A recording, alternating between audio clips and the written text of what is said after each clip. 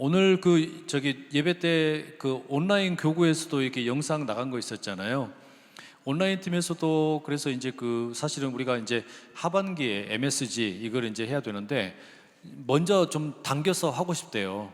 그러니까 이제 그 특히 그 저 말씀 큐레이터라 그래가지고 렘브란트의 그림을 가지고서 이제 구약에 있는 말씀들과 이렇게 함께 같이 공부하는 그런 모임을 했는데 그게 되게 재밌었나 봐요. 그래서 이제 미리 이제 좀 시작을 하겠다고 해가지고 그래서 그냥 광고 내라 그랬어요. 광고를 내고 필요하면 그러면 거기서 모집도 하고 또 이제 그 뭡니까 저 교구에 뭐 온라인 교구의 필요성을 느끼는 분들 이렇게 이제 같이 함께 또 모집도 해라 그런 얘기를 나눴거든요. 그러니까 그 여러분 저 온라인 교구에서도 신방을 요즘에 많이 다닙니다. 뭐 강원도도 가고 세종도 가고 뭐 조치원도 가고 뭐 또 뭐 이렇게 막 가까운 거리도 다니고 막 하더라고요. 그러면서 이제 이야기를 들어보니까 온라인으로 있으면서 그렇게 함께 이제 신방도 해주고 이러니까 되게 좋아하더라고요. 그러니까 이제 그렇게 이제 교제하는 분들이 꽤 있어요. 그래서 이제 이게 그 시대적인 흐름을 우리가 역행할 수는 없겠구나. 그러니까 무슨 이야기냐면 그 이제 많은 그 이게 이제 목사님들이 지금 이제 가지고 있는 생각과 성도분들이 가지고 있는 생각이 때로 이렇게 좀 갭이 있어요. 그러니까 최근에 그 발표된 자료에 보면 많은 성도분들이 지금 우리 교회도 그렇지만 현장에 바로 이렇게 안 나오잖아요. 그죠? 못 나오는 분들이 꽤 많아요. 우리는 한 60% 오나 뭐 그 정도 오시는 것 같아요. 현장에 오시는 분들이. 근데 이제 그 목사님들이 답답하니까 아유 왜 이렇게 안 와? 그래서 이제 아예 그냥 그 뭐죠? 온라인 유튜브를 끊어버리겠다는 거예요. 끊어버리면 현장에 올 거라고 생각을 하고. 근데 끊어버렸더니 와요 안 와요? 안 와. 아이 참 골치 아프네 이거. 그래가지고는 어떻게 하나 보니까 다른 교회 유튜브로 예배드리고 막 이렇게 한다는 거예요. 그러니까 그런 면에서 보면 이게 이제 어떤 그 시대적인 흐름인 거는 분명하고 이런 것들을 어떻게 지혜롭게 우리가 같이 함께 이제 감당할 건지 그런 차원에서도 이 소그룹은 필요성이 더 있다. 하반기에 가면 아마 여러분들한테 이제 우리 전 교인들한테 아마 안내할 그런 기회가 있을 텐데 그 온라인 사역에 대한 것도 조금 더 아마 말씀드릴 기회가 있을 거예요. 그때 가면 이제 우리 교회가 이렇게도 대비하고 있구나 이제 이런 것도 함께 보시면 되겠고요. 오늘 우리가 나누는 내용은 되게 중요한 내용입니다. 이제 그 갈등에 대한 내용이에요. 그러니까 소그룹 안에서의 갈등, 뭐 그냥 더 폭넓게는 대인 관계에서의 갈등 이제 이런 것들을 전체적으로 우리가 함께 좀 같이 나누는 시간인데요. 68쪽에 한번 가보시겠습니다. 68쪽. 네. 대인 관계에서 나타나는 갈등에 대한 정의. 자, 그 한번 한번 읽어보실게요. 그 밑에 있는 내용입니다. 함께 읽습니다. 시작.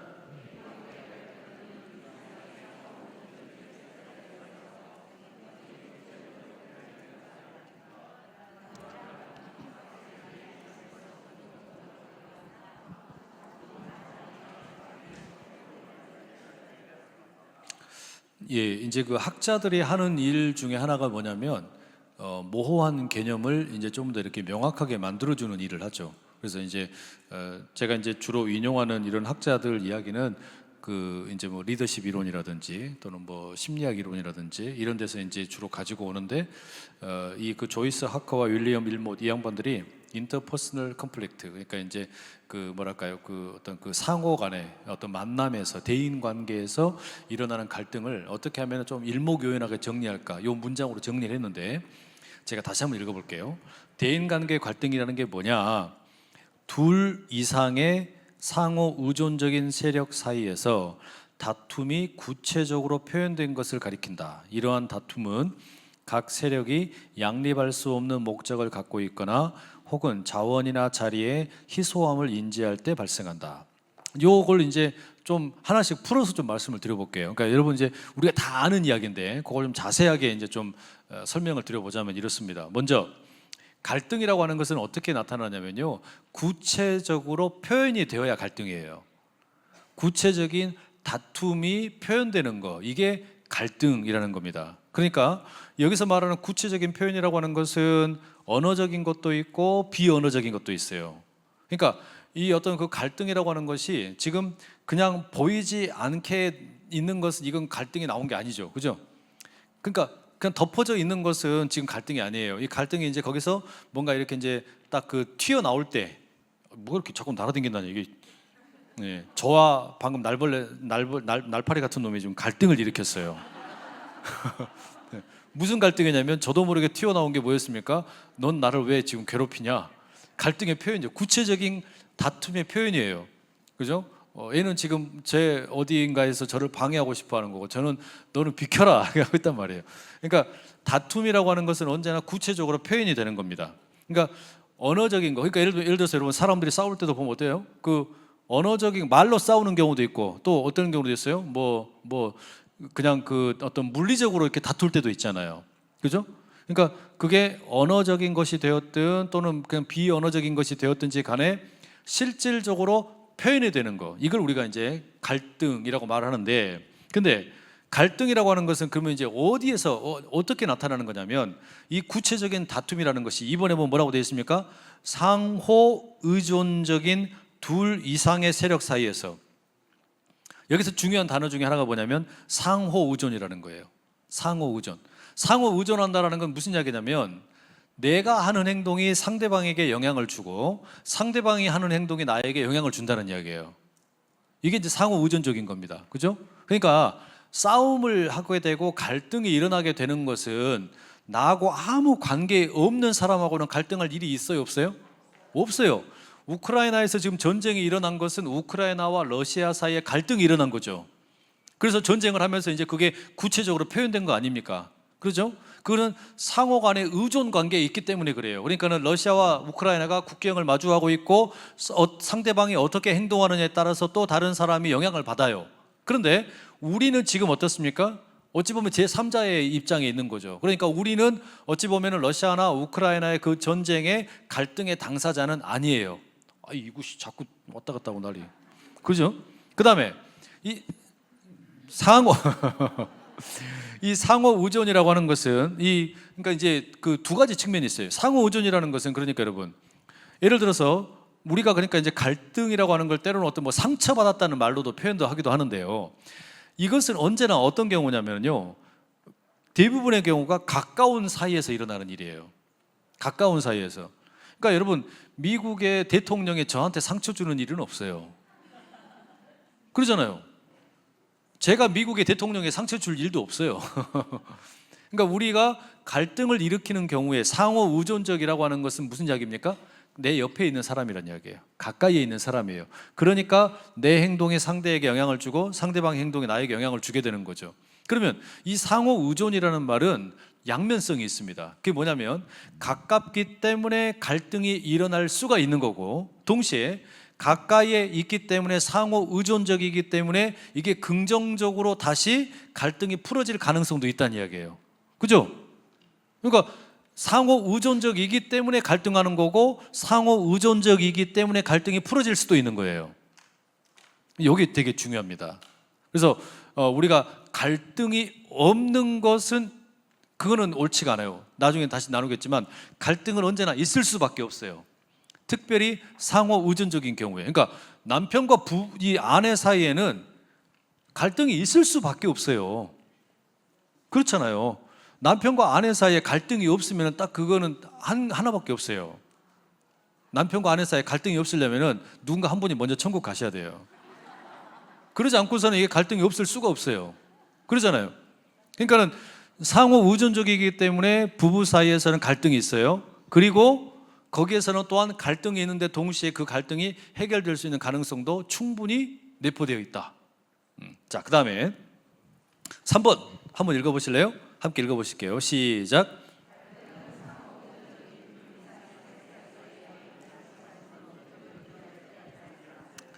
자, 그러니까 이제 갈등이라는 걸 지금 우리가 일단 앞에서 두 개로 이야기했습니다. 하나는 뭐냐면 갈등은 표현되는 겁니다. 표현된 거예요. 표현되는데 어디에서 표현되는 거냐면 상호 의존적인 둘 이상의 사이에서 표현이 되는 거예요. 그러면 어떤 경우에 이렇게 갈등이 일어나느냐? 첫 번째가 뭐냐면 둘 이상의 세력 사이에서 양립할 수 없는 목적이 있을 때. 이게 무슨 이야기냐면 서로가 한 어떤 그 공동체 가운데 있는데 생각하는 목적이 다른 거예요.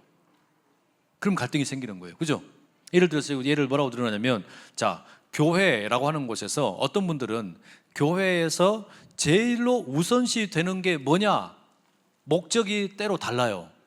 어떤 분들은 교회로 함께 모였는데요, 우리는 교회에서 제일 우선되는 과제가 예배다 이렇게 이야기하는 분도 있고요, 또 어떤 분은 아니다, 우리는 교회에서 제일 중요하게 생각해야 되는 것이 전도다 이렇게 얘기하는 분도 있어요. 또 어떤 분은요, 아니다, 교회에서 제일 중요한 것은 구제다 이렇게 얘기하는 분도 있단 말이에요. 자, 이런 식으로 어떤 그 각자가 생각하는 최고의 어떤 중요한 목적이 다르면 어떻게 돼요? 부딪히는 거야. 부딪히는 거예요. 그죠? 그러니까 예를 들어서 또 교구에서 여러분 여전도에서 사업을 해요. 여전도에서 사업을 하는데 어떤 분은 우리 교구의 여전도에서 제일 중요한 것은 단합이다 이렇게 하는 분들은 어떻게 해요? 야유회를 먼저 가자 그럴 거예요. 그러지 않겠습니까? 같이 놀러 가야지. 근데 또 어떤 분은 아니다, 우리 이 여전도에서 제일 중요하게 생각해야 되는 것은 사업이다. 그럼 뭐예요? 돈가스를 만들어요. 그러면 이제 이게 생각이 둘이 다르니까 어떻게 되는 겁니까? 싸우는 거야. 그러니까 어떻게 되는 겁니까? 이게 다 여러분들 겪었던 일이잖아요. 그러니까 이거 뭐냐면은 교구 안에서 같은 여전도이니까 거기에는 어떻습니까? 상호 의존적인 거예요. 그죠? 누군가가 이제 결정을 딱 내리고 우리가 같이 함께 합의를 해서 결정을 내리면 그게 서로에게 다 영향을 주게 돼요. 그런데 여기에서 어떠냐면은 가지고 있는 목적, 최우선적인 1순위 목적이 뭐냐? 이게 다른 거야. 그럼 이게 서로 양립이 안 돼. 그러니까 어떻게 해요? 싸우는 거예요, 이게. 이 교회가 그 다툼이 일어날 수 있는 거예요. 자, 두 번째. 4번 보세요. 그 다음에 또 어떤 경우에 갈등이 일어나냐 보면 4번 이렇게 되어 있습니다. 갈등이라는 것은 상호 의존적인 둘 이상의 세력 사이에 자원이나 자리가 한정되어 있음을 인지할 때 발생한다. 이게 무슨 이야기입니까? 그러니까 목적은 같아요. 목적은 같은데 자리나 자원이 한정되어 있을 때도 갈등이 생겨요. 자, 예를 들어서 얼마 전에 안산시장 선거를 했는데 개표를 해달라고 했죠. 그래가지고 어떻게 됐어요? 뒤집어졌어요? 안 뒤집어졌어요? 안 뒤집어졌어요. 자, 그러면 이거를 재개표를 해달라고 하는 것은 갈등이 일어난 거죠. 왜 갈등이 일어난 겁니까? 자리가 하나밖에 없으니까 그래요. 목적은 같은 거예요. 뭐예요? 양쪽이 다 시장이 되고 싶은 거야. 양쪽이 다 시장이 되고 싶은데 시장의 자리가 두 개가 아니고 하나밖에 없어요. 그러니까 어떻게 됩니까? 그 자리가 하나밖에 없기 때문에 제한된 자리를 서로 원하기 때문에 갈등이 생겨요. 그죠? 그러니까 이것은 아까 첫 번째 갈등과는 좀 다른 거예요.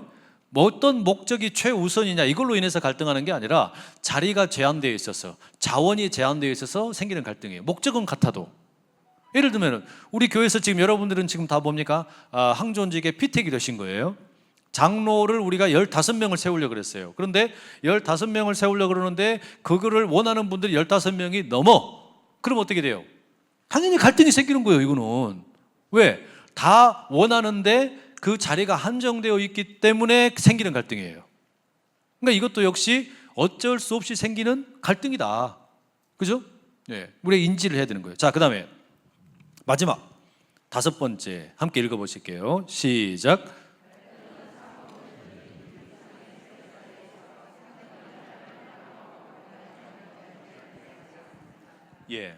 자, 그러니까 두 경우 다 마찬가지인데 갈등이라는 게 양립할 수 없는 목적이 되었든 또는 자원이나 자리가 한정되어 있는 경우가 되었든지 간에 이와 함께 또 하나 추가되는 게 뭐냐면 어떨 때 갈등이 더 이제 확 일어나게 되냐면 상대방이 나를 어떨 때요? 회방한다. 나를 방해한다. 라고 생각이 되면 그게 어떻게 되는 거예요? 그냥 이게 확 터져버려요. 그죠? 그러니까 이게 지금 우리가 다 아는 이야기인데 좀 이거를 어떻게 하는 겁니까? 그냥 학문적으로 정의를 내려놓은 거예요. 그래서 이제 이렇게 정리를 해본 거예요. 자, 그러면 이제 정리를 다시 해봅시다. 갈등이라는 게 뭐냐? 갈등이라는 거는 표현된 겁니까? 표현되지 않은 겁니까? 표현된 거예요. 그 다음에 이 갈등이라고 하는 것은 어디에서 일어나요? 상호 의존적인 둘 이상의 사이에서 일어나는 거예요. 그죠? 그 다음에 이 갈등이라고 하는 것은 이 어떨 때 발생을 합니까? 서로 가운데 목적이 양립할 수 없을 때. 그렇죠? 그 다음에 또 어떨 때 이 갈등이 생겨요? 자리나 자원이 제한되어 있을 때, 한정되어 있을 때, 그리고 그것이 상대방이 나를 회방한다고 생각될 때, 그것이 또 나를 방해한다고 생각될 때, 그럼 어떻게 되는 거예요? 이제 여기서 중요한 건 뭐라고 되냐면 그게 사실이냐 아니냐는 중요하지 않아. 이게 중요해요. 그러니까 지금 상대방이 나를 방해한다라고 어떻게 한 거예요? 내가 생각해버릴 때예요. 상대방이 나를 지금 회방한다라고 생각이 되어버리면 갈등이 생겨버려요. 그게 사실 여부와 상관없이 그렇게 돼버리는 거예요. 그죠? 그러니까 이게 여러분 우리가 어떤 그 조직이든지 어떤 공동체이든지 간에 만나게 되는 대인 관계의 갈등이라는 겁니다.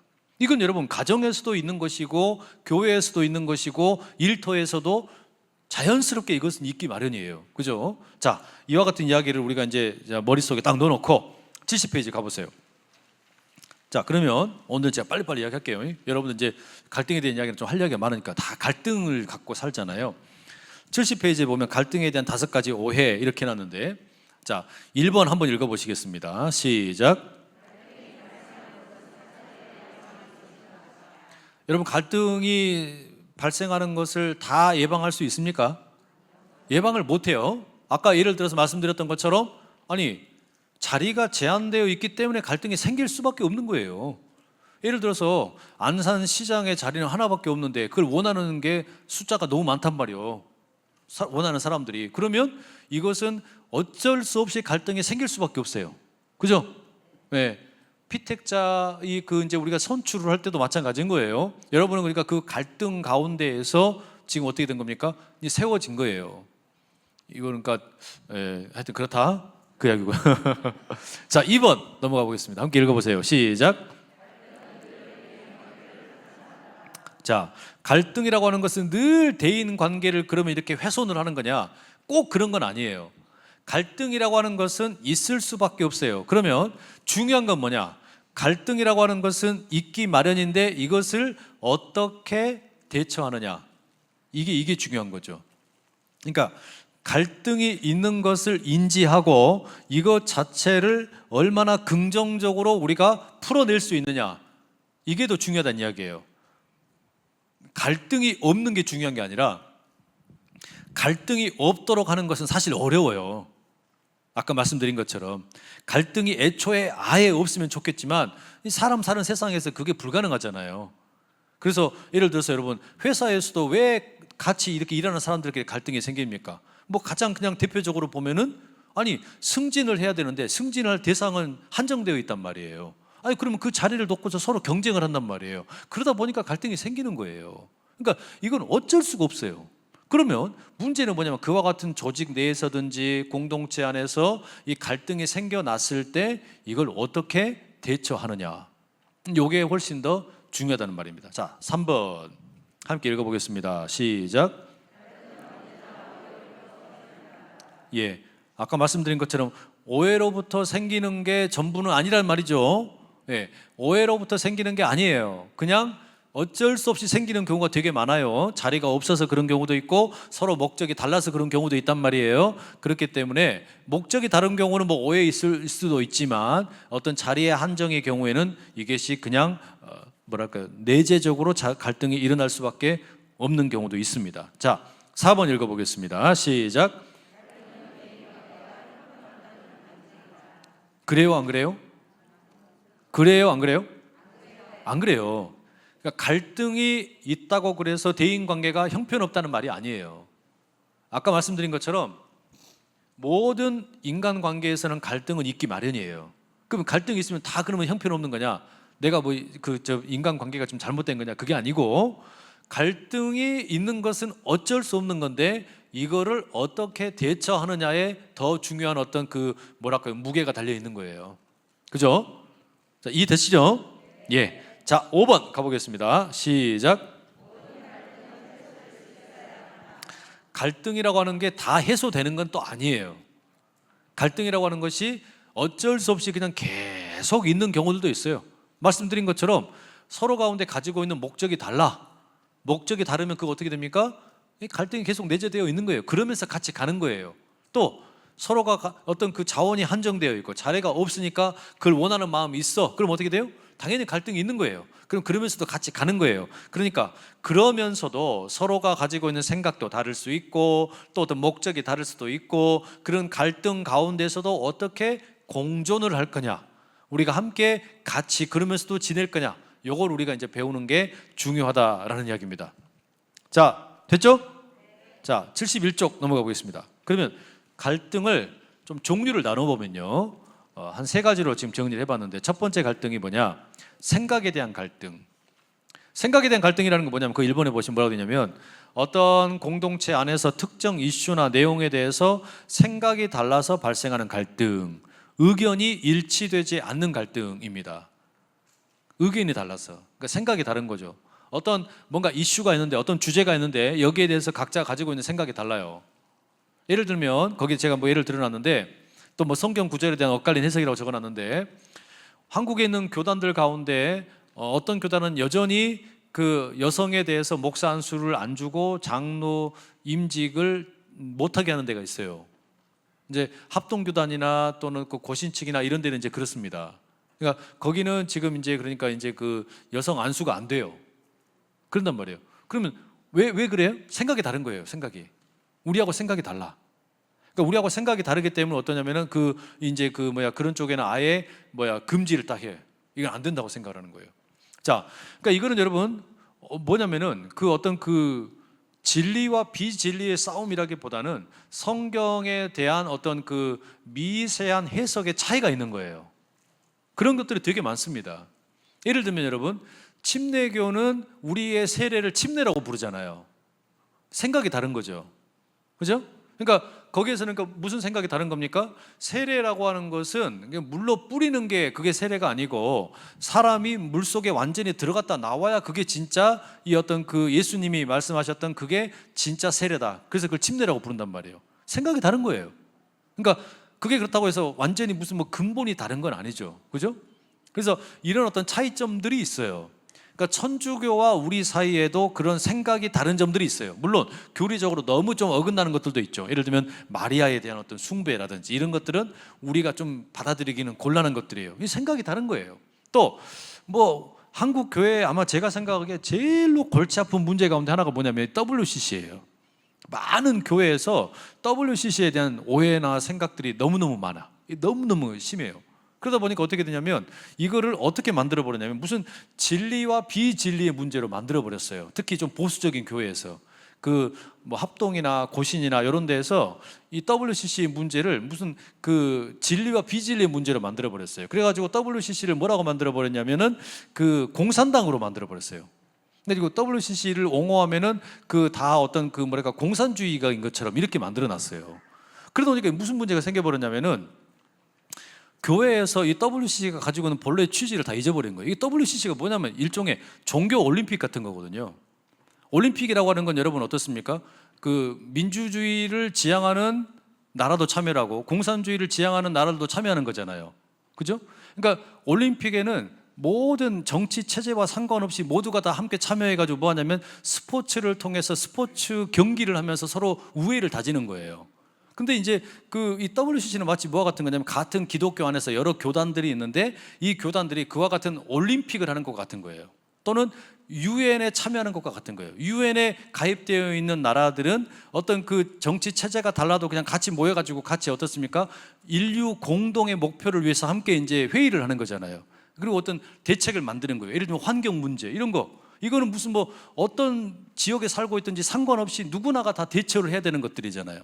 마치 그와 같은 것들을 하는 게 이제 이 WCC에 대한 어떤 취지였는데 이게 다 망가져 버렸어요. 이거 조금만 말씀드리면은 한국에 그러니까 여러분 WCC가 들어올 때 이게 어떻게 들어왔었냐면은 원래 WCC는 어떤 데 들어가냐면은 가난한 나라, 그 다음에 어떤 정치적으로 지금 핍박을 받고 있는 그런 나라, 이런 나라에 가서 도와주는 게 WCC의 취지예요.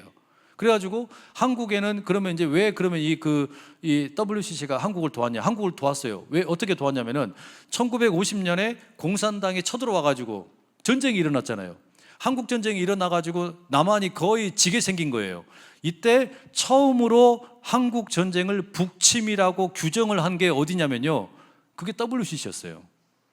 그러니까 WCC가 처음으로 전 세계에다가 이 전쟁은 북한이 남한을 쳐들어온 전쟁이다, 북침이라고 이렇게 선언을 한 겁니다. 그게 이제 알려지면서 어떻게 된 거냐면 서방에 있는 국가들이 그러면 이제 연합군을 만들어서 이 대한민국의 군사를 파견을 하게 됐어요.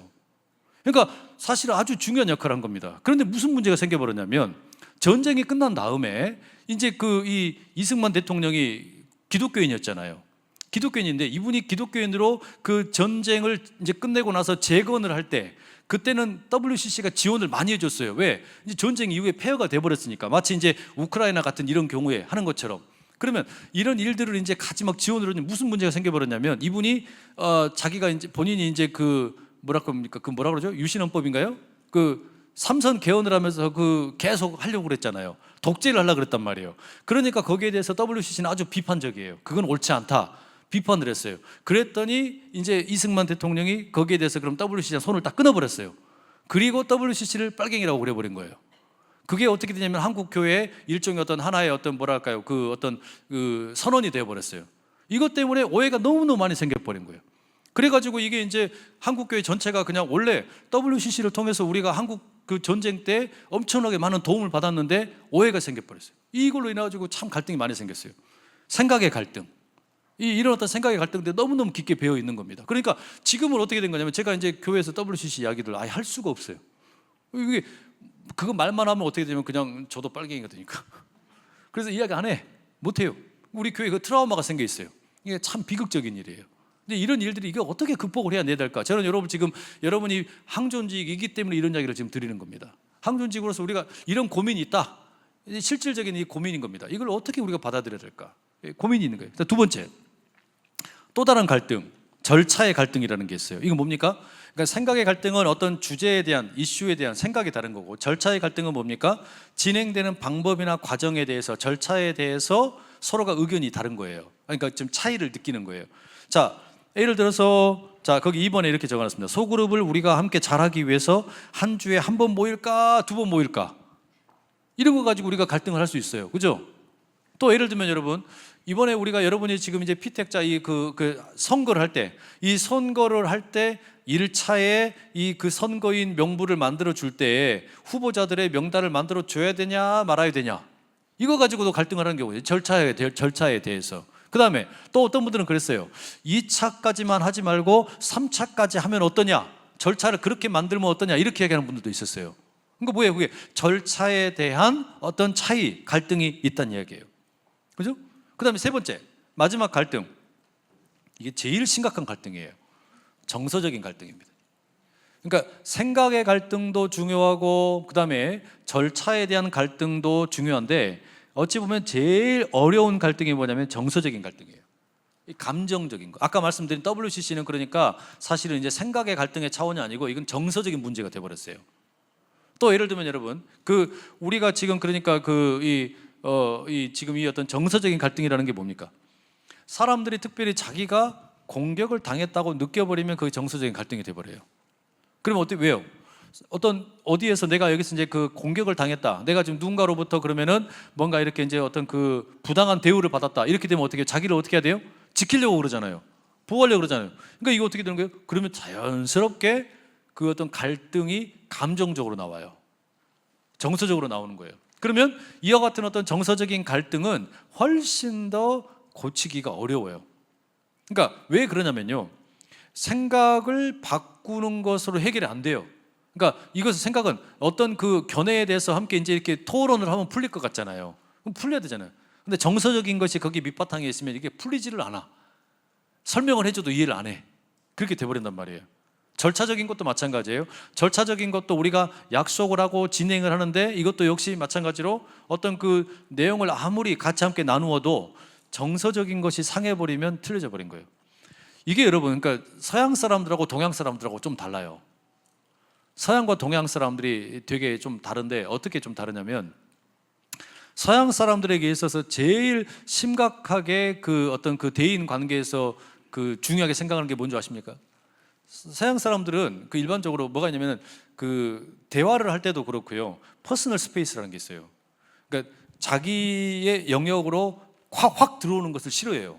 확 들어오는 거를. 그러니까 대화를 할 때도 갑자기 우리는 막 반갑다고 막 다가갈 수도 있잖아요. 근데 상당히 거리를 이렇게 둡니다. 퍼스널 스페이스라는 걸 이렇게 둬야 돼요. 근데 그 서양인들이 제일로 이렇게 싫어하는 게 뭐냐면요, 내 이야기를 상대방에게 하는 거. 그러니까 우리가 흔히 이야기하는 뭐예요? 뒷담화. 그거를 듣게 됐을 때 그 사람과는 이제 딱 단절을 해버려요.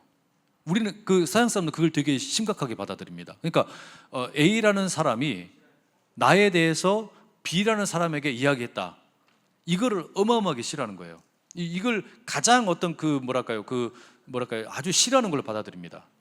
우리는 어떨까요? 우리 한국 사람들은, 동양인들은, 예? 동양인들도 이거 당연히 싫어하죠. 싫어하는데 동양인들의 경우에는 이것보다 더 좀 뭐랄까요 좀 심각한 게 있는 것 같아요. 그게 뭐냐면 감정적인 거. 우리는 감정적인 거로 갈등이 일어나면 이건 못 견뎌요. 감정적인 거를. 그러니까 우리는 감정이 상해버리면 끝나버려요. 그러니까 왜냐하면은 우리는 조금 더 감정적인 거예요. 그러니까 예를 들면 서양인들 같으면 오히려 논리적이에요. 좀 이성적인 그런 면이 있단 말이에요. 그러니까는 어떤 감정적인 이런 어떤 그 다툼이 일어나도 어떤 서로가 이제 이해가 되면은 그대로 풀려. 그게 이제 지나갈 수 있어. 그런데 우리는 어떠냐면은요, 한번 그냥 딱 상해버리면은, 감정이 상해버리면 그냥 딱 끊어버려. 그냥 맞든지 틀리든지 상관없이. 그러지 않아요? 그런 경우가 되게 많죠. 그러니까 우리는 어떤 정의라고 하는 게 좋으면서도 그게 어쩔 때 보면 그게 꼬라지예요. 꼬라지. 안 좋은 꼬라지가 되는 거예요, 이게. 그죠? 그러니까 이게 우리 동양인들에게는 이 어떤 감정적인 게 상당히 많이 차지합니다. 갈등의 요인 가운데. 그러니까 옳고 그름을 논리적으로 따지는 거, 이거 중요하잖아. 됐고 싫어 때려쳐 뭐 이런단 말이에요. 이렇게 돼버리는 거예요, 그냥. 나중에는 이걸 무슨 맞고 틀리고 이게 중요한 게 아니야. 내 감정 상했다 이거야. 그럼 다 엎어버리는 거예요. 그러니까 우리는 그게 이제 그러니까 뭐라 그럴까요? 감정을 서로 상하지 않게 하려면 그럼 어떻게 해야 돼요? 그러니까 우리가 여러분 이제 가만히 봐보세요. 우리 한국 사람들끼리 이렇게 이제 관계를 잘 하려면 뭐가 필요하냐면요. 우리는 뭐가 필요하냐면은 결국은요, 목소리 크게 낸 사람이 나중엔 져요. 목소리 크게 낸 사람이. 그러잖아요? 그러니까 무슨 이야기냐면요, 어떤 그 관계에서 누군가가 소리 질러버리잖아요. 그러면은 그거는 이제 끝난 거예요. 우리는. 그 소리 나한테 누가 소리 질러버리잖아요. 그 사람은 난 너 안 봐, 이제. 이렇게 되버리는 거지. 그렇게 되는 거 되게 많아요. 그러니까 이제 예를 들면 그게 이제 어떻게 되는 거냐면, 그러니까 결국은 여러분 이제 우리가 그럼 리더로서 그럼 우리가 커뮤니케이션 할 때 그러면 동양인들 우리가 이렇게 있을 때는 뭘 조심해야 되는 거냐면 가급적이면 할 수 있는 한 이 목소리를 높이지 않는 게 좋아요. 우리끼리는 왜? 그게 우리는 훨씬 더 조금 더 정서적인 면이 강하기 때문에, 감정적인 면이 강하기 때문에 내가 목소리를 높여버리면 그 순간 뭐가 되는 거냐면 내가 져버리는 거예요. 결국은 그런 경우가 상당히 많아요. 그죠? 네. 그러니까 나중에는 다른 거 안 따져요. 너 소리 질렀다 이거야. 이제 그것만 가지고서 그냥 따지는 거예요, 이제. 그러니까 그게 아주 여러분 유심히 잘 살펴봐야 돼요.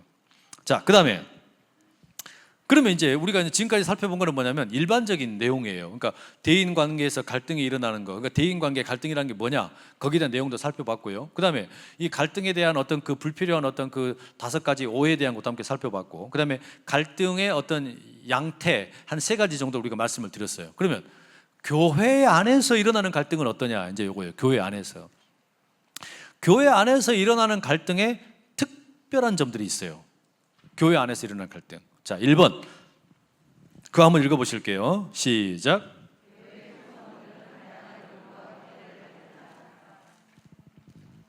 이 교회라는 신앙 공동체는 어떤 분들이 그래요.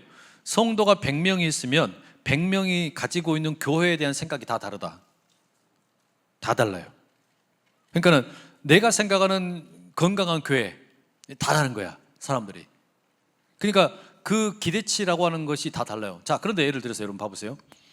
투자를 위해서 함께 모인 사람들 같으면 어때요? 생각이 다를 게 있어요? 일단 어떻게 하면 됩니까? 내가 투자한 거에 대해서 많이 불려주면 무조건 장땡이잖아요. 그럼 좋은 거예요. 그러면 생각이 다를 게 없어요. 그런데 이 교회라고 하는 곳에서는, 이 신앙의 이름으로 모인 곳에서는요, 사람들 각자가 가지고 있는 생각이 달라요.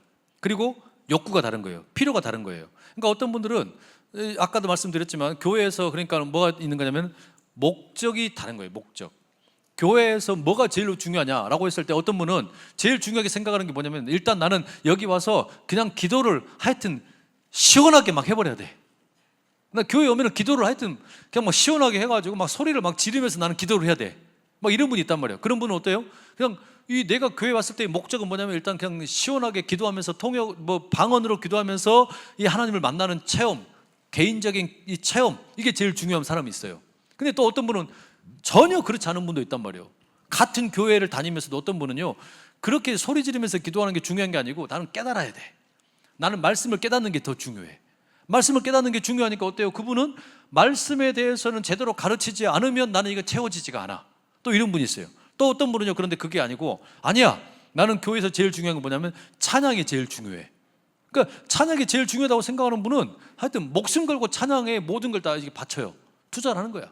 또 이런 분들이 있어요. 또 어떤 분은요, 아까 말씀드린 것처럼 교회에서 나는 제일 중요한 건 뭐예요? 영혼 구원하는 거야. 전도하는 거야. 그러니까 전도하는 거 안 하면 이거는 다 가짜야. 뭐 이렇게 생각하는 분도 있어요. 그러니까 이게 그만큼 여러분, 사람들이 각자 가지고 있는 교회에 대한 생각이라고 하는 것은 천차만별이에요. 그러니까 어때요? 교회에는 훨씬 더 그런 어떤 이유 때문에 갈등이 일어날 수 있는 어떤 가능성이 높아요. 갈등에 어떤 취약하다는 이야기입니다. 그러죠? 자, 그 다음에 2번 봐보세요. 2번 함께 읽어보실게요. 2번 함께 읽습니다. 시작.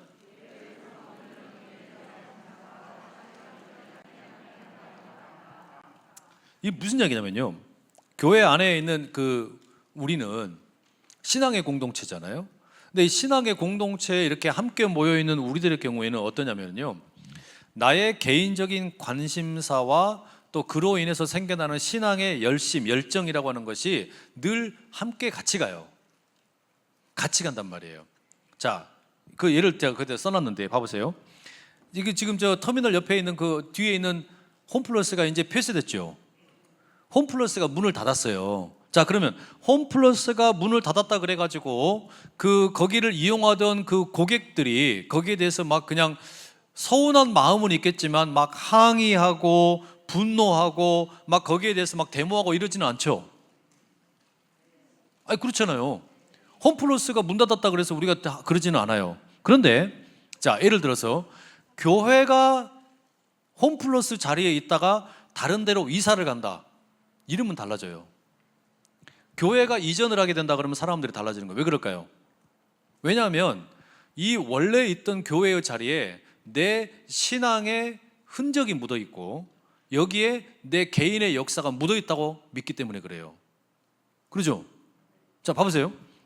홈플러스를 우리가 뭐 하루에 막 한 번씩 들락날락 그래도 거기에 대해서는 우리가요, 개인의 어떤 무슨 역사가 묻어 있다 이렇게 생각을 안 합니다. 그냥 내가 필요한 물건을 구매하러 갔을 뿐이야.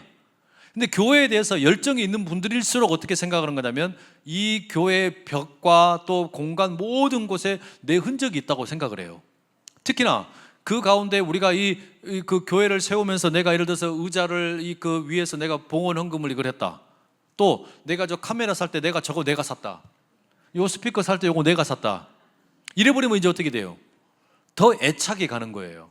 그러니까 교회라고 하는 곳에서 함께 모여있는 분들이요, 자기 개인의 어떤 이 이야기와 교회에 대한 어떤 열정이 함께 결합이 되어 있어요. 이럴 경우에는 교회가 어떤 뭔가 이전을 한다든지 뭔가 중대한 뭔가를 바꾼다라고 할 때 이것을 잘 용납을 못해요. 이해되시죠? 그러니까 이게 훨씬 어려운 거예요, 여러분. 그러니까 예를 들어서 그러니까 여러분, 어떤 예배도 마찬가지입니다. 예배를 내가 늘 예를 들어서 나는 원래 오후 2시 예배를 드렸다. 오후 2시 예배를 드렸는데 오후 2시 예배가 없어진대요. 가정하자면 오후 2시 예배에 근데 내가 뭘 했냐면 찬양대를 했어. 근데 오후 2시 예배가 없어지니까 그럼 찬양대가 없어져. 그럼 어떻게 돼요? 엄청나게 서운한 거야. 엄청나게 기분이 나쁜 거야. 그런 거예요. 무슨 말이 되시죠? 그러니까 이 교회 안에서는 그런 어떤 내 개인의 어떤 관심사 그리고 그 어떤 열정, 신앙에 대한 열정이 함께 결합이 되어 있어요. 그러니까 복잡해요. 그렇죠? 자, 3번. 그 다음에 교회 내부의 갈등이라고 하는 것은 종종 어떻게 돼버리냐면 영적인 문제가 돼버려요. 이 영적인 문제라는 게 이제 무슨 말이냐면요, 여러분, 교회에서 싸움이 나면은 절대로 제대로 해결되는 경우가 거의 없어요. 교회 안에서, 그러니까 예를 들어서 큰 갈등이 일어나면 왜 그런지 아세요? 여기다 적어놨는데 교회 안에서 큰 갈등이 일어나는 경우에 왜 제대로 해결이 안 되냐면 이게 영적인 문제로 비화되기 때문에 그렇습니다. 무슨 이야기냐면 다 내가 하나님 편이야. 예를 들어서 양쪽이 함께 대치하잖아요. 그러면은 다 각자가 A와 B가 다 자기가 하나님 편이야. 자, 소그룹 안에서도 마찬가지입니다. 소그룹 안에서도 우리가 이렇게 이제 다툼을 하다가 갈등이 생길 수 있죠. 갈등이 일어났어요. 그리고 이제 목사님 억울해요. 이렇게 해가지고 이제 만나요. 이렇게 같이 이렇게 이야기 만나요. 이렇게 들어보면은 따로따로 만나보면 어때요? 다 내가 하나님 편이야. 내가 맞는 편이야. 그러니까 어떻게 되는 겁니까? 이게 쉽지가 않은 거예요. 해결이 잘 안 돼요. 그래서 그래가지고 이제 이야기를 나누다 보면 어떻게 되는 거냐면 나중에 이제 뭐라 그러냐면 나는 하나님 편이고 상대방은 뭐가 돼요? 마귀야, 마귀. 그렇게 되는 거야. 그래서 이제 여러분 교회에서 갈등이 일어나가지고 예를 들어서 뭐 교회가 무슨 뭐 싸움이 났다. 그러면 어떻게 됩니까? 뭐 예를 들어서 뭐 1층은 무슨 파, 2층은 또 무슨 파 이렇게 뭐 예배드린 그런 이야기들 많이 보셨죠? 그러면 뭐 거기서 막 무슨 찬양 부릅니까? 마귀들과 싸울지라 제약판 스랑제여 이러잖아요. 그 마귀가 누구야? 그 마귀가? 예? 그 마귀가 누구냐고? 아니 나랑 같이 신앙생활 했던 사람이에요. 나랑 같이 신앙생활 했던 사람이 졸지에 뭐가 되면 마귀가 돼요. 나는 뭐가 되고? 나는 천사. 이게 교회에서 그러니까 봐보세요. 그러면 나를 천사로 만들고 상대방을 마귀로 만들었어요. 그러면은 이게 아까 말씀드린 것처럼 그 갈등의 요소 가운데 뭐가 커져버리겠어요? 감정적인 갈등이 엄청 커져버리는 거예요. 쉽게 이야기하면 너 나보고 마귀라 그랬지? 그러면 여러분 나중에 이제 합리적으로 문제가 풀릴까요? 안 풀릴까요? 안 풀려요. 안 풀려. 풀릴 수가 없어요. 그래서 그러니까 이게 쉽지가 않은 거예요. 이게 어마어마하게 어려운 겁니다. 그래서 교회 갈등이라는 게 여러분 그러니까 소그룹 안에서도 마찬가지예요. 소그룹에서도 이렇게 이야기를 해보고 나면 어떤 분들이 있어요. 그러니까 소그룹에서 왜 갈등이 생기냐면 자꾸 뭐냐면은 자기가 다 하나님인 거야. 어떤 분이 리더하는 분이 난 다 하나님이야. 그래가지고선 어떻게 하는 거냐면 나만 맞아.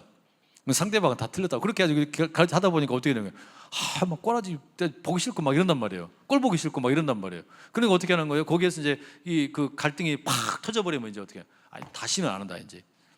다시는 안 한다. 그래가지고 어떻게 그 구역에도 안 가. 이제 그리고 나서 이제 교구도 안 가. 뭐 이렇게 돼버린단 말이에요. 그리고 심해지면 어떻게 합니까? 그냥 교회 옮겨. 여러분 그러니까 뭐 그 우스갯소리로 뭐라고 그러는 줄 아세요? 교회가 부흥하려면은 다른 교회가 싸움이 나야 된대요. 교회가 부흥하려면 이게 얼마나 이게 우스운 이야기입니까? 그죠?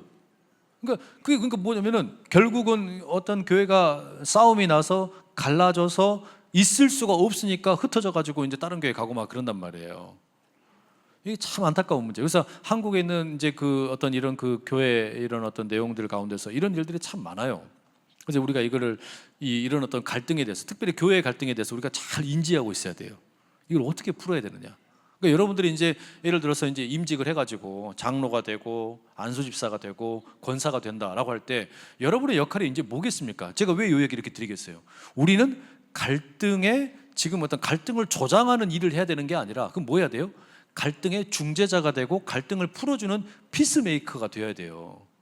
그런 일을 해야 될 사람들이 여러분들이에요. 이런 일들이 이 교회 안에 너무너무 많이 필요해요. 그러니까 어떤 경우가 됐든지 간에 이렇게 그 어떤 갈등을 더 잘 이렇게 좀 뭐랄까요 해결하는 갈등이 없을 수는 없으니까 늘 갈등이라는 건 있을 수밖에 없으니까 이걸 그럼 어떻게 우리가 지혜롭게 풀어갈 거냐 이거를 함께 연습을 하고 또 그걸 어떻게 이 어떤 그 뭐랄까 체계를 만드는 거 이게 이제 필요하단 말이죠. 자 밑에 있는 내용을 보시면 소그룹에서 발생하는 갈등의 공통 요인들 이렇게 적어놨는데 뭐 여러 가지 다 있어요.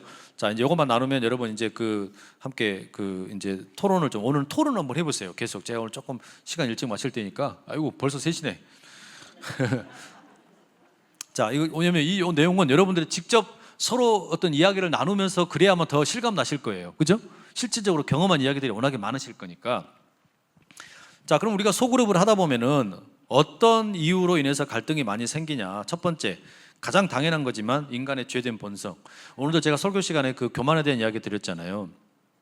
그 중세 시대에 이제 만들어진 그런 어떤 그 죄론이라는 게 있어요. 죄론. 그러니까 우리가 이제 그 죄를 과거에는요 아주 다양하게 이렇게 막 분류를 했습니다.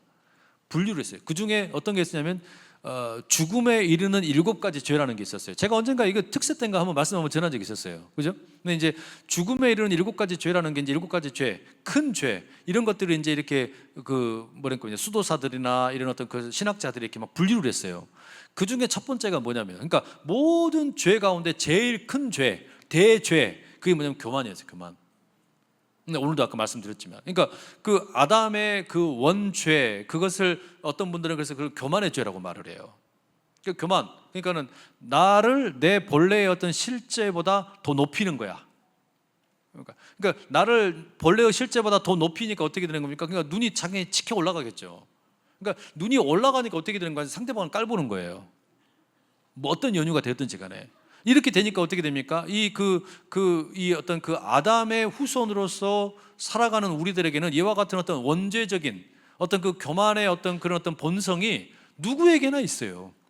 심지어는 뭐라 그러냐면요. 그러니까 제가 정확하게 기억은 안 나는데 C.S. 루이스가 썼던 스크루테이프의 편지, 뭐 그 책이 있거든요. 거기에 보면 어떤 내용이냐면 그러니까 삼촌 마귀가 자기 조카 마귀에게 가르치는 내용 가운데 그런 내용이 있어요. 사람들이 이제는 나는 이제 정말 이제 나는 이제 교만하지 않다라고 생각할 때 그건 교만한 거다, 이렇게 가르치는 내용이 나와요.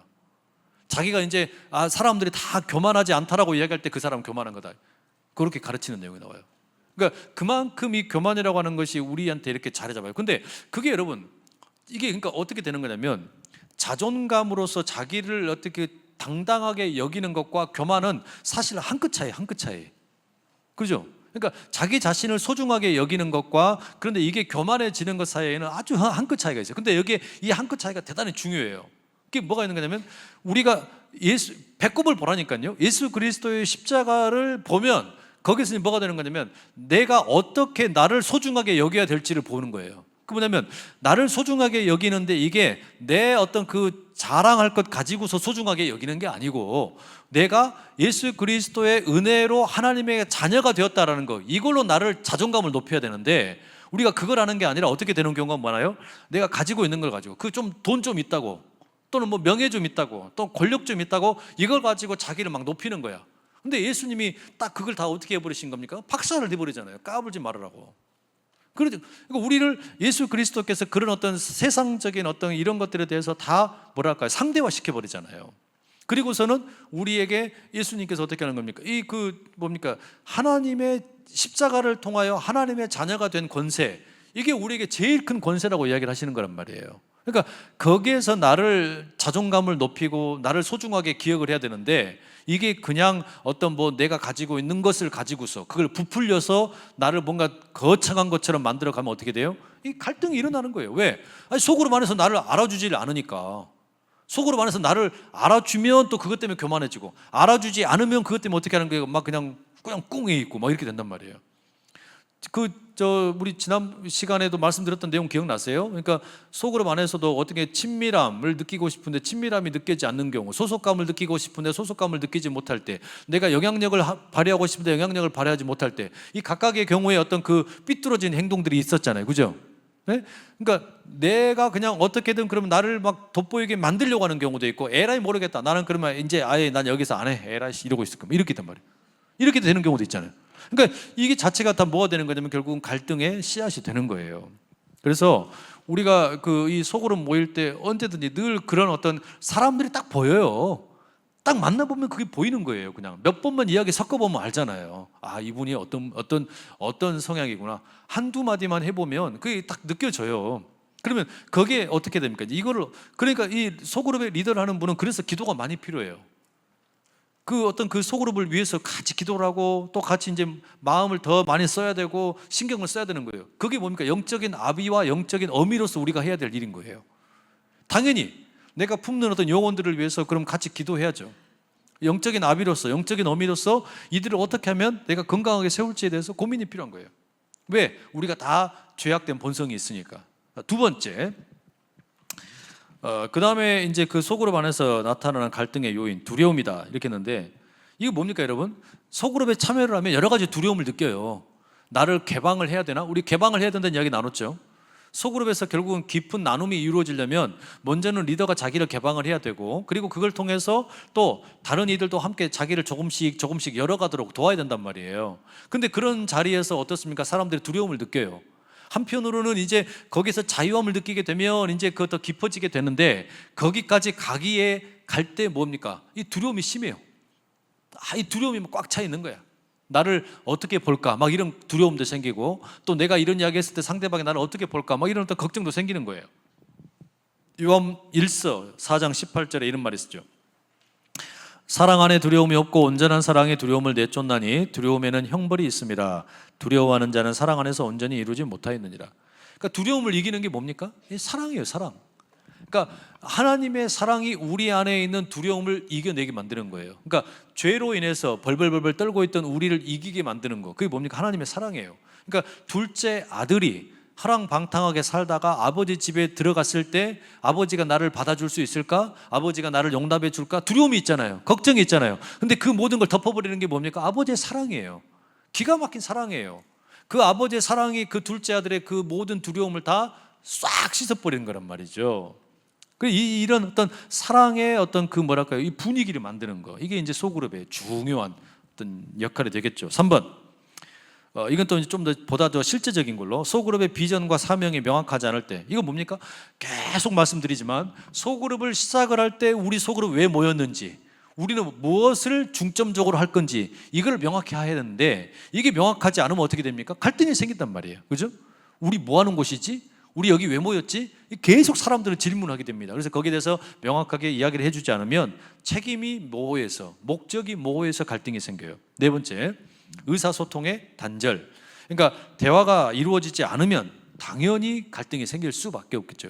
그러니까 여기서는 여러분 우리가 뭐 참고할 것들이 참 많아요. 인간의 어떤 심리에 대한 연구라든지, 그러니까 어떤 대인 관계에서의 어떤 그 어떤 사람들의 기대라든지, 이런 것들에 대해서 우리가 살펴볼 게 많아요. 또 뭐 부부 관계 같으면 뭐 5가지 사랑의 언어라든지, 각자가 사랑받는다고 느끼는 것들이 다 달라요. 어떤 사람은 뭐 그게 사랑받는다라고 느끼는 게, 어떤 사람은 선물인 경우도 있고, 어떤 사람은 함께하는 시간인 경우도 있고, 어떤 사람은 격려해 주는 말인 경우도 있고, 어떤 사람은 봉사인 경우도 있고, 어떤 사람은 스킨십인 경우도 있어요. 다 달라, 사람들이. 그러니까 서로의 어떤 사랑의 언어가 뭔지를 캐치해내는 것도 대단히 중요하겠죠. 그러니까 나는 사랑을 받는다라고 느끼는 게, 나는 상대방이 나에게 봉사를 해줄 때 사랑받는다고 느껴. 근데 나한테 계속 상대방이 선물을 줘. 그럼 어때요? 사랑받는다고 못 느끼게 된단 말이에요. 근데 나는 봉사를 해주는 게 사랑받는다고 느끼기 때문에 상대방에게도 나는 봉사를 많이 해. 근데 상대방이 가지고 있는 사랑의 언어는 함께하는 시간이에요. 그럼 어떻게 돼요? 사랑을 못 느끼는 거예요. 그러니까 이런 것들은 어떤 심리적인 그런 어떤 우리가 배움과 어떤 그런 성찰할 것들이 꽤 필요하겠죠. 그다음에 5번째, 리더십 스타일. 그러니까 소그룹에서 이 그 리더가 가지고 있는 스타일이 때때로 이 어떤 갈등을 일으킵니다. 말하자면 여러분, 리더십의 스타일도 얼마나 종류가 많습니까? 그러니까 뭐 어떤 분들은 아주 막 그냥 카리스마로 막 리더가 되어가지고 막 그냥 휘어잡아서 이렇게 막 하는 경우들도 있죠. 그러면 막 나를 따르라 막 이렇게 한단 말이에요. 근데 어떤 분들은 너나 가라 막 이렇게 하고 안 간단 말이에요. 그럼 어떻게 할 거예요, 그게? 그러니까 리더십 스타일이 그렇게 안 되는 경우들이 분명히 있단 말이에요. 어떤 분들은 또 그런데 리더십 스타일이 너무 우유부단해. 자 여러분, 오늘 우리 점심에는 뭐 먹을까요? 뭐 짬뽕 먹을까요? 짜장 먹을까요? 그것만 가지고 한 1시간을 이야기해. 그럼 어떻게 해요? 아예 아무거나 먹어요 막 이렇게 한단 말이에요. 그래서 막 속이 터져 죽겠다고 막 한단 말이에요. 그러니까 이게 뭐예요? 리더십의 역시 스타일에 있어서도 갈등의 요소가 충분히 있어요. 왜? 어떤 사람들은 실제로 그렇습니다. 어떤 분들은요 그냥 확 이끌어주기를 원하는 사람도 있고요, 또 어떤 사람들은요 그렇게 하는 게 아니라 더 같이 논의를 해서 하기를 원하는 사람도 있단 말이에요. 다 달라요, 사람들이. 이게. 자, 그다음 6번째, 주인의식의 결여. 이 소그룹에 참여하는 사람들이 여기 왔는데 그냥 구경꾼이야. 다 구경꾼이야. 그럼 어떻게 돼요? 당연히 갈등이 생기겠죠. 자, 오늘 제가 요만큼 이야기할게요. 넘겨보시면 74쪽, 75쪽에 그 소그룹 갈등에 대한 이야기가 되게 많이 있는데, 오늘은 6개 질문 한번 다 쭉 한번 나눠보세요. 특히 질문 6번. 6번째 질문 있죠? 거기 보면은 그 동그라미로 7개가 이렇게 쭉 나와 있는데, 그거 한번 쭉 보면서 이런 경우에 그럼 어떻게 우리가 해결해야 되지? 이 소그룹의 갈등 이런 경우는 나는 어떻게 하면 좋을까? 이런 이야기들 함께 좀 나누시면 좋겠고, 제가 끝내면서 그 이야기 하나만 드리고 마칠게요. 식사들 다 한 번씩 하셨어요? 아유, 잘하셨습니다. 아이고, 박수. 그러니까 여러분, 우리가 이 같이 밥을 먹는 것, 식탁의 공동체가 된다라는 것은 우리 그 기독교 신학에 있어서는 어마어마하게 중요합니다. 왜냐하면 우리는 성찬을 통해 가지고 예수님의 살과 피를 함께 나누잖아요. 근데 예수님의 살과 피를 함께 나누는 것만큼이나 우리의 식탁의 교제 역시 그와 같은 일종의 성례전적인 힘이 있어요. 우리가 함께 나누는 식탁에는. 그래서 여러분 꼭 식사 종종 하시고 차도 한 잔씩 하시고 그러면서 기도 제목도 나누고, 나는 이제 이 그 피택이 되어 가지고 이런 기대감이 있다. 난 이렇게 이제 함께 또 좀 섬겨보고 싶다. 나는 그냥 피택 되고 나면 그냥 계속 놀 거다. 막 이렇게 하지 마시고, 네? 그냥 나는 그냥 그 피택만 되고 나서 나는 아무것도 안 할 거다. 나는 불러도 이제는 아무것도 안 할 거다. 이러지 마시고 뭔가 의미 있게 같이 뭘 해보자. 이런 마음을 좀 잘 나누시면 좋겠어요. 그래서 그런 분위기가 이렇게 잘 아우러져서 어떤 기수보다, 요번이 15기인가요? 우리 장로님들 기수로 15기죠? 네, 15기. 그러니까 15기는 전무후무한 피택자로 기억되는 그런 어떤 계기가, 그 기회가 되시면 좋겠어요. 네, 그렇게 되기를 축복합니다. 네, 제가 14기 때도 그렇게 이야기했어요. 네, 여하튼 그렇게 시간을 가지시면 좋겠고, 저는 기도하고 이제 또 함께 나누는 시간 가지도록 하겠습니다. 기도하겠습니다. 하나님 아버지, 우리가 함께 살아가는 이 대인 관계 가운데 여러 가지 이유로 갈등이 있을 수밖에 없는데, 어떻게 하면 이 갈등을 지혜롭게 잘 대처할 수 있을지 우리에게 지혜를 주시고, 또한 함께 논의하는 과정에서 더 많이 서로를 배우고 알아가고 익히는 시간 되게 하여 주시옵소서. 모든 우리 피택자 한 분 한 분을 축복합니다. 강건하게 하시고 일터를 기억하시고 또 산업의 현장을 기억하시고 또 가정 가운데 주님께서 늘 풍요로운 은혜로 채우셔서 교회를 위해서 헌신하고 수고하고 다짐할 때에 우리 하나님의 더욱 넉넉한 손길로 덧입혀 주시옵소서. 축복하며 예수님의 이름으로 기도합니다. 아멘. 감사합니다.